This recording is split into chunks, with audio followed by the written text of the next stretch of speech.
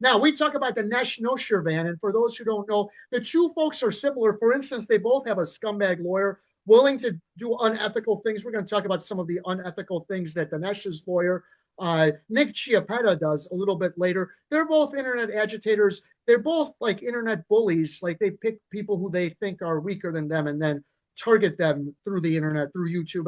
Dinesh is more a TikToker, but basically through social media, I guess. Now, you and a couple of cohorts were in a Telegram chat for years and years and years, and Chiappetta thinks you're going to jail. And Megan Fox, my former friend, who is the media whore of Jeremy Hales, and Tug, who is her internet friend and also media gay whore of Jeremy Hales, they started commenting on this, on the Nash and Chiappetta and your Telegram chat. Are you going to go to jail because you're chatting on Telegram? I think you should go to jail just for using Telegram. And what the hell is wrong with you? Who the hell? What kind of a loser uses Telegram? That should be enough to throw you in jail. But is the substance of this Telegram conversation a reason to put you in jail, or should you just go to jail because you can't use Signal like normal people? Well, one of the big things before we even get into that is this picture. This picture is a picture that was shown that I'm using in my media to show that I've gone full in native Floridian. I have a machete, which is a tool that is used all around Florida to cut palm trees, and then my Prince shirt, Prince on a motorcycle from Purple Rain. And I have to show that, and they said that somehow sending this picture to James McGibney, asking him to use this picture, which is a beautiful picture of me as a native Floridian, was somehow threatening. I'm going to go to jail because I threatened him somehow, showing him my love as a native Floridian. Robbie from Swamp Brothers, Robbie Kesey, says he has this machete all the time, and he wears different things. So this is almost like a Robbie Kesey homage. And they say I'm going to go to jail for wearing this kind of outfit. I'm pretty sure that the Telegram conversation was more than you showing off pictures of your machete. Why did they think you're going to jail? Because we stated that there was a fentanyl crisis in this country, and that anybody who takes drugs is one dose away from death. And they say, well, the best way to knock Dinesh off might be to give his drug dealer, to get to his drug dealer. That was a joke. It was obviously a joke. And so, there's a whole bunch of other crap. 95% of the crap that's in there is detrimental to James McGibney and detrimental to Dinesh Nishirvan and to their cabal of people, including Nick Chiappetta. So that's what we have here. They're doing an old parlor trick, and you know what the media parlor trick is, Michael. You take something and you take one or two sentences at a time. You put it out there and you say, "Oh, we got them!" Ha ha ha ha! And they've been doing this for every day for the past few days, but it's a big nothing burger right now. And the problem is, I think McGibney and Dinesh are feeling the heat because these articles that are coming out, both from me, Frank Parlato's on top of this now, and some others, showing that these people are paid agitators and hypocrites. They're really terrible, terrible people. The Telegram is a big nothing burger, and it's distracting, and the whole chat is going to be released. Either I might release it or another journalist might release it because there's no problems with it. And so by putting out the whole chat, anybody can look at it and realize it is a nothing burger. There's nothing there. Right. You got to understand where Megan and Tug are coming from. Their whole purpose in life now is YouTube content. So nothing burger or not, if they can talk for 4 hours and somehow convince their audience that it's a big deal, that's a win. 4, 5, 6 weeks from now, when nothing happens, no one's going to remember that they said something was going to happen. And this has been going on. They will claim that a default judgment means that he's won. A default judgment almost never means anyone's won. Courts, you have to really just ignore something and completely ignore it for a default judgment to give you a victory. So they were doing that constantly, that kind of stuff. They were looking for content. They got content. No one's going to remember that they claimed you were going to jail when you don't go to jail. No one's going to remember that. So that's really what they're all about. They latched on to something that they could turn into drama. They're now geniuses at taking something that's not very good and turning it into drama. I call it the Orson Welles effect because there's it's either true or it might be an urban legend that Orson Welles was in a producer's office and said, "Give me your worst script and I'll turn it into the best movie." And that's what happened. I can't remember the name of the movie, but it's the one with Charlton Heston where they start in Mexico and they go to the U.S. And that supposedly is how Touch of Evil. That supposedly is the story behind Touch of Evil. So when somebody takes something boring and turns it into something dramatic, I call it the Orson Welles effect for the story of Touch of Evil. And that's what they're doing. They'll take anything, nothing is too boring, and turn it into drama, turn it into content. That's what they were doing with you. They don't have the first clue. Megan and Dinesh, she would hate Dinesh. He's a liberal. He docs the Supreme Court. He didn't want Roe versus Wade overturned. I don't think she knows that yet. Once she figures out who Dinesh is, she's going to have a problem with it, because that means she's going to just figures it out, Mike. Mm-hmm. Mike, once Dinesh figured that, Dinesh and McGivney I sent them the video of Jeremy Hale. Now hold on. McGivney, you're using names. Who is this guy McGivney, and how does he fit into the story? James McGivney is the co-conspirator along with Nick Chiappetta and Dinesh Nashirvan. They're together, and we have email evidence that shows since at least 2023 they've been in a media agreement in order to cover each other's flank in the media. So when something happens to Dinesh, McGivney puts stuff out on his website called bullyville.com. And when something happens to Bullyville, so kind of the way that Jeremy Hales and Megan and Tug works. No wonder they are all simpatico. Now let's talk about this. Our friend Frank Barlato. If you don't, that's the Frank Report. It's frankreport.com. If you don't know who Frank is, you probably have heard of Nexim NXIVM. He is the reason, not the only reason, but one of the main reasons why a lot of people are in jail. He broke Nexim, among other things, but Nexim is the main story that he broke. But he's been writing about Dinesh. What about this particular article? Well, this is Frank has started a series on Dinesh and showing basically Emperor has no clothes. This guy's all smoke and mirrors. McGivney as well, who is his co-conspirator and his media quote unquote ecosystem partner. And so the origin of what we have is a federal court case right now, which is Dinesh versus Jen Couture, who's in this article, Dr. Ralph Garamone, her husband, and his plastic surgery practice. What happened to Jen, and how did Dinesh get involved? Well, this tells the origin story. It tells about a Dunkin' Donuts parking lot altercation where this totally stoned girl named Angelique Reed, not paying attention to her driving and is filming for TikTok, almost T-bones Jen Couture. And then basically Jen honks and then cuts her off, and she took that as an affront. This Angelique Reed. I think she's a prostitute, in my opinion. But the fact is that Angelique Reed then keeps filming. Jen pulls over, and there's the video. If you want, play that video, and that'll give this video became all the rage, and you'll see how things start to get manipulated on social media, because Angelique Reed gave the video to Dinesh, and Dinesh turns around and Dinesh.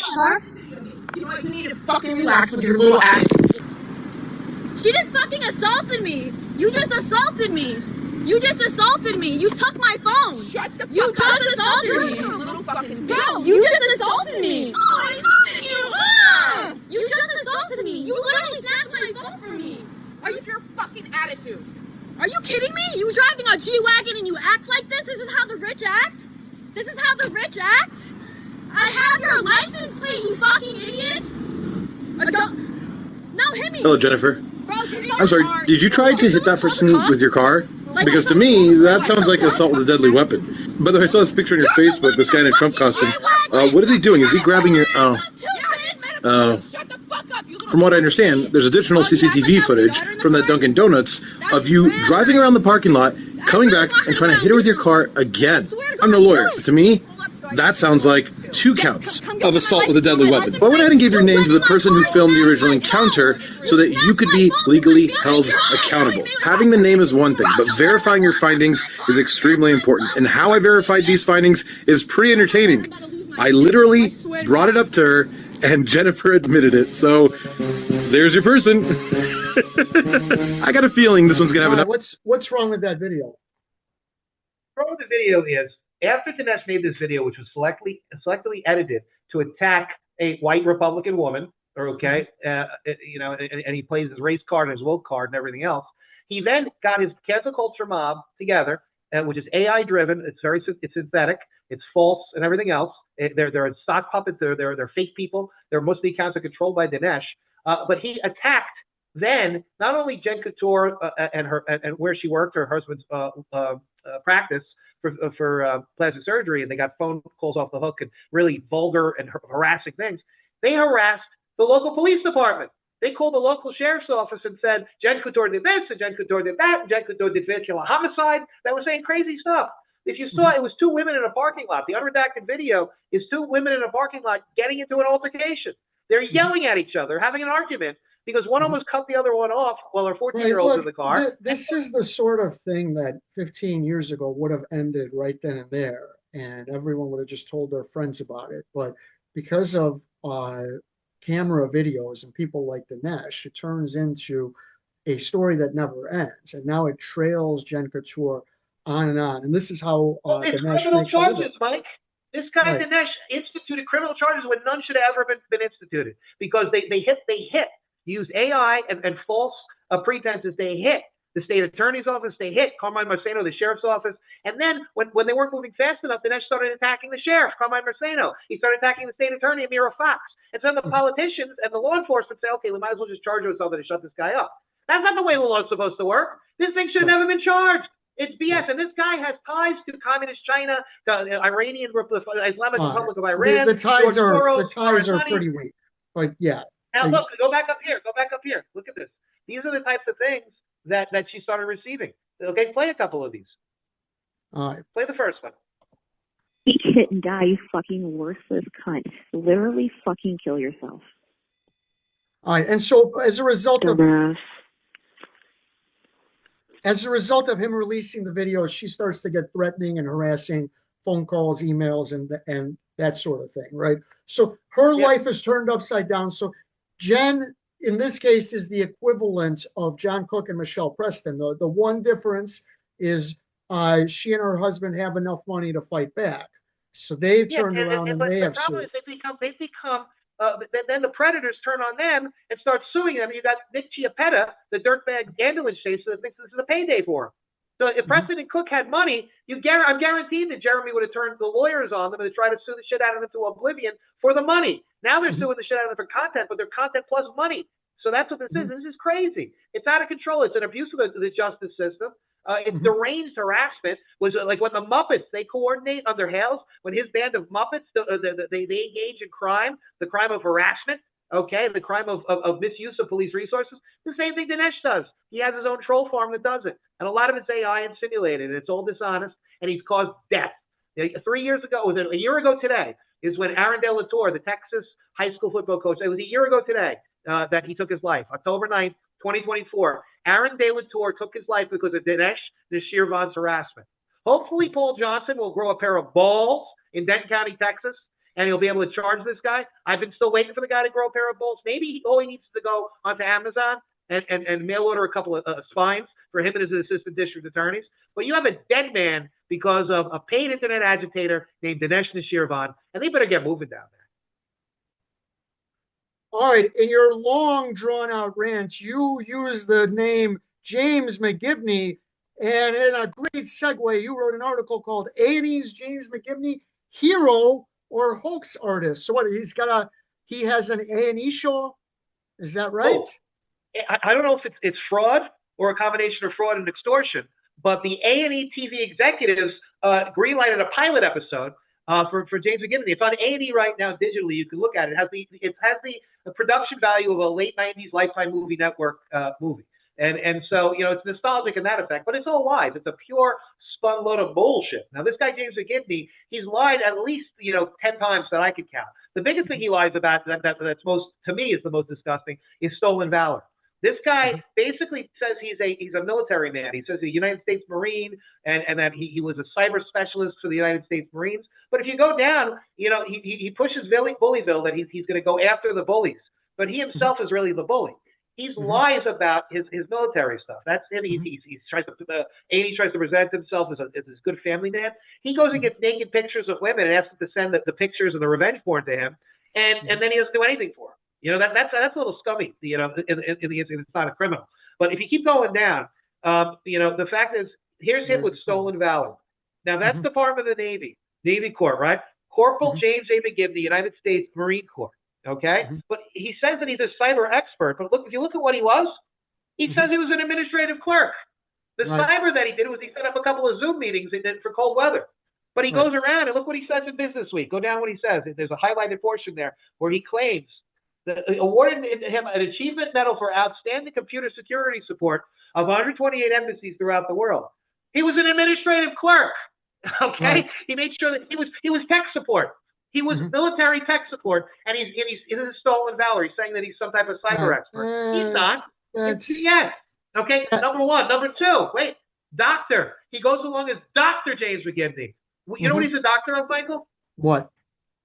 Basically a doctor of communications from Pepperdine University. If he's got his doctorate, he can call himself a doctor. No, he can't. Go back up there, Michael. Go back up there. Right down. Below. I don't think it's stolen valor either. It's not cool what he's doing. That's not stolen valor. Go down. Read that right there. Go down. Okay. Go down. First, we have founder of Bullyville. No, not after Dr. Drew. After Dr. Drew. Go after. Look, right there. The marketing. Never go. You read that. That's the point. The marketing never clarifies that his doctorate is in learning technology, not medicine or psychology. This vagueness lets viewers assume a medical or clinical expertise that he does not possess. Instagram posts reveal that McGivney earned his degree by defending a cybersecurity dissertation, which, while laudable, is far from a medical credential. Your doctorate can be in several things. No, so Michael, read the next part about the law. The law is misrepresenting a title can have serious. He's not misrepresenting it though. Yes, he is, Michael. Michael, did you watch the show? He talks about the traumatic effects that cyberbullying can have on people from a medical and clinical perspective. Then he's misrepresenting. All right, go ahead. All right, anything else? Anything else? Beyond that is Dinesh the enabler. Keep on going down. We talk about Dinesh the enabler. We know Dinesh, okay? And we know one of the handles that it appears McGivney uses is credible intel. And he goes and he tries to go along and he defends Dinesh. He's part of the ecosystem, okay? And the court papers have said that McGivney is a close ally, right? And he is a spiritual advisor of Dinesh Shirvan. When they tried to do evidentiary privilege, so they tried to say there were trade secrets between them. Okay, these guys are both scumbags. Look at Dinesh. He's promoting Bullyville, and Bullyville's promoting Dinesh's target, Jen Couture. Okay, and now, that's basically the way that that Hales and his crew work. They all promote each other, and that's why they're all together, because he brings his followers to his allies bring their followers to him. They all grow together, and it's a corrupt bargain that you will ignore. Play that right there, Michael. Play Dr. Phil for the audience. Say in another irrational moment they harm themselves or take their own life. Would you feel that was justice? No. Or would you feel like, yeah, I kind of wish I hadn't been quite so gleeful when I was dancing around saying, found her, got her. How would you feel then? No, that's not my responsibility. How's it different than what you do? You put people on your show. What if they went home and felt embarrassed and decided to kill themselves? It's cruel to try to put that on me. And it's also kind of awkward to be so concerned. That's not the same thing as what Dr. Phil does, because Dr. Phil asks people on the show. Michael, he harasses people for a living. AI generated. He says it's not the same thing. Dr. Phil, and I don't know anyone. I got it.